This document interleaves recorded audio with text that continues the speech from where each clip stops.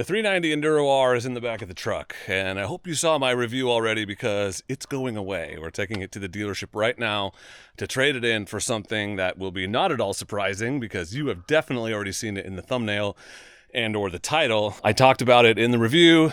I talked about this bike, and I don't really understand the place for it, and I don't think the Enduro is for me, but the Adventure seems to solve a lot of the problems that I have with the Enduro. And I was at Power today, and Matt worked his magic, and they had an Adventure, and they did me one hell of a deal. So I'm trading this in, picking up the Adventure, and then we'll do a full review on the Adventure. We'll do a comparison with the Ibex and all of that. But first, let's go swap these bikes out in Staten at Power Motorsports.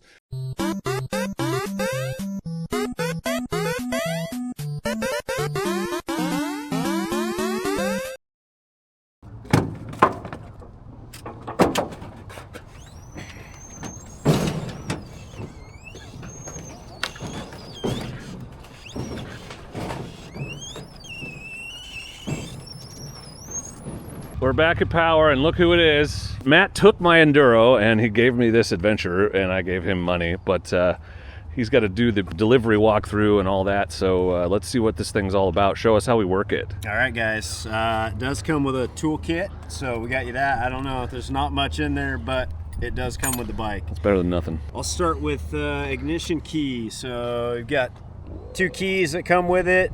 There's a key pop so you can get your seat off, which is going to be on this side. Should be able to push it in there. Just kind of pull back a little bit underneath the seat there. This is where all the programming's done. Intake. There's not really much under there. You got a little battery area. Yeah, easy to get to, though. That's nice. Yep, everything's easy. It annoys me when it's under a side panel and I got to get out a wrench. Yep. I'm very lazy. This does have a steering lock. You just push in on it, turn it to the left, and it's going to lock the steering head. We're going to go to the on position. It's got a sweet display unit on this thing. Way better than the Enduro. Yeah, it gives you a gear indicator up top. It's going to tell you what mode you're in, if you're in off-road mode. It has a cruise control, but they haven't made the switch available for the US market yet. I do see it in there when we go to do the unlock, though. Yeah, so I'll be back for that. Cruise will be available real soon for this bike. Good. If you want to get in and out of the menu screen, you've got the little button here, which I think is one of the easiest setups in there. You're just going to click it, and then it's going to go into a menu. If you want to go to ride modes, you're just going to click on it, and then you can change it. You can go to rain, you can go to street, and back to off-road. Your back button is a little back circle arrow, and then once I'm back into the menu, I just click on it. It's going to show me right now I got coolant, and then you've got a menu that's going to have... Okay, so you can do favorites. So you can set the mode switcher to the up button, just like on the 890 and the Correct. 790. And then just back to your home screen. It's going to give you some trips and stuff like that. And this is all configurable, just like the 790. I was in there playing with it. Correct. Yep. You can change that out. Much better than the 390. Turn signals. Sorry, the other 390, I should say. Horns there. You do have a hazard light. I know you're going to run with that all the time. For sure. So. I'm a hazard on the road. Yeah. In general. Has to be on the run position for it to start. Kind of a new setup there. And then your power button is here. Should be able to fire it right up. Easy. Sounds like a box of rocks. Kill it. That's kind of the basics. I would tell you, if you're getting a new motorcycle, I always recommend, if you're loading it in the back of your truck, you're taking it home, I would double check the tire pressure when you get home. Keep an eye on the chain, and then go back over all nuts, bolts, and fasteners. That's going to keep you in good shape. So Matt, if somebody wants to buy one of these, how do they do that? Who do they talk to? How do they get a hold of them?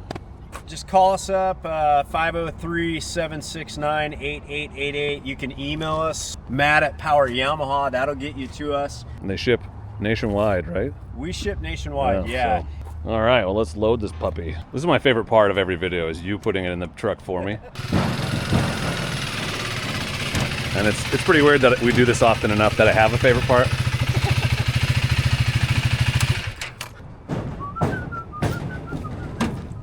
Run the orange. There we go. There you go. Whoa! I'm sorry. I didn't know what way you're going. Oh, sorry. I gotta close the tailgate. That's probably good. So there's a pretty obvious question I'm sure some of you are asking, and it's worth addressing in video form at the end of this new bike day video, which is just kind of I like to take you guys along with me.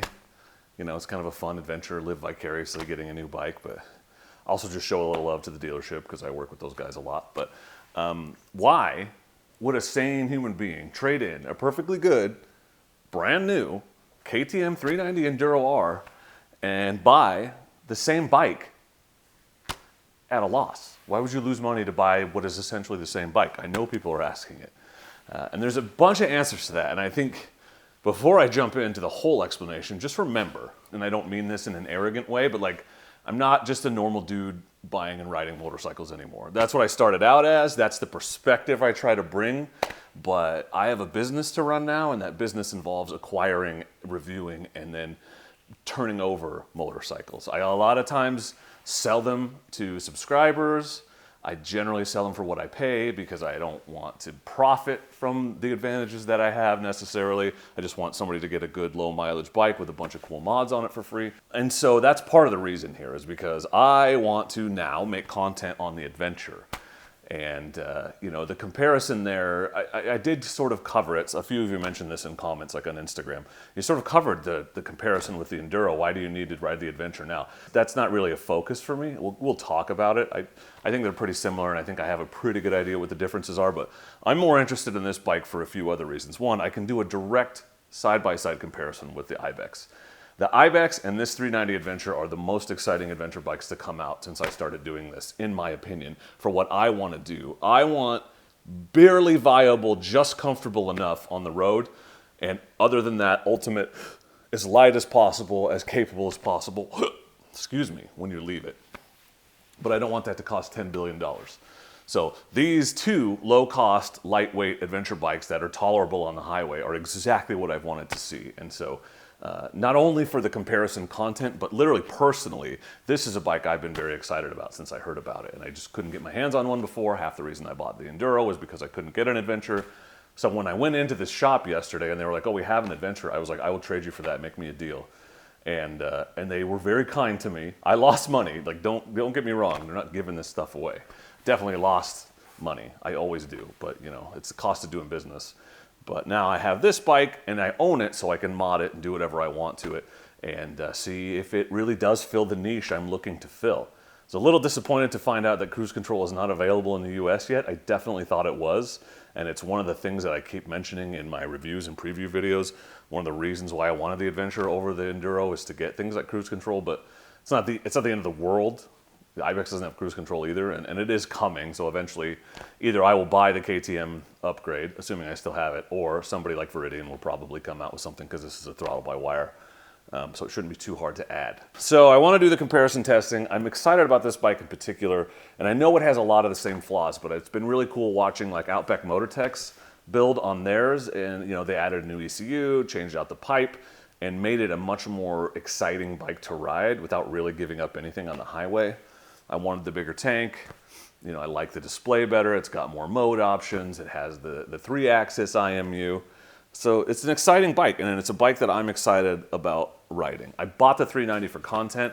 This is also for content, but it's also for me. So this is more of a personal bike that I want to try out, and that's why it's sitting here in the garage and why the Enduro has gone bye-bye. I didn't love the Enduro. I just didn't, if you saw the review, and if you haven't, you should watch it, but I just couldn't figure out where it fit. Now, I just watched Ian's review. His came out like 2 days after mine of the Enduro, and he loved it. He thinks it's like sent from on high to deliver us from, the mediocre dual sport offerings that exist. And that's awesome, man. I don't think it's a bad bike. Everything it doesn't do well, this does. And everything it does well, this also does well. So I just don't know why the hell you would buy the Enduro and not this. I weighed this bike. By the way, I have a scale now, so I've been weighing stuff because it's fun. 394, fully fueled. Pretty damn good. Is there another sub 400 pound adventure bike out there? No. There are big dual sports that are sub 400 pounds, but not an adventure bike. That's why I'm excited about this. That's why I got it. That's what I'm eager to test out. So subscribe to the channel if you haven't. That first ride video will be out very soon, and then we're gonna do the whole gamut of tests. We'll do the freeway test, we'll do maybe the road trip test, all the stuff that I've done on the other bikes, and then once I feel like I've got a good handle on it, that Ibex versus 390 head-to-head review will come out.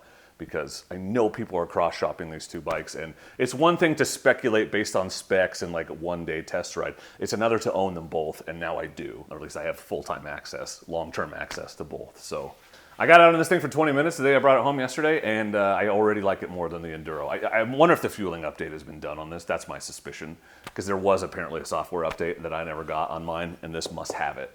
That, or it's just set up with a different fueling from the factory. You can control the throttle response on this. It's configurable. It was not configurable on the Enduro. So maybe the Enduro neither mode was what I wanted. But off-road mode in this, you get full power immediately. And it still has less power down low, but on a bike that you're spending more time on the street on, I live in the high end of the rev range anyway, so I was noticing it less, I guess is what I'm saying. I haven't taken it trail riding yet, that's coming. But anyway, that's a long-winded, rambling explanation. I hope you're excited to see this on the channel. I'm excited to have it in the garage. And big shout out and thanks to Matt and Dave at Power for making me a decent deal, because they really hooked it up on the trade-in value. And that 390 is for sale at Power right now if you're looking for a used one. I think they had it listed at $5,500. Thanks for watching. I appreciate you. Subscribe if you haven't to check out the other videos in this playlist. And look out for the build and the test ride and everything else coming soon. First ride, not test ride. But for now, and as always, I just want to say thank you very much for watching. And please do not forget to be excellent to each other. Thank you. Excellent!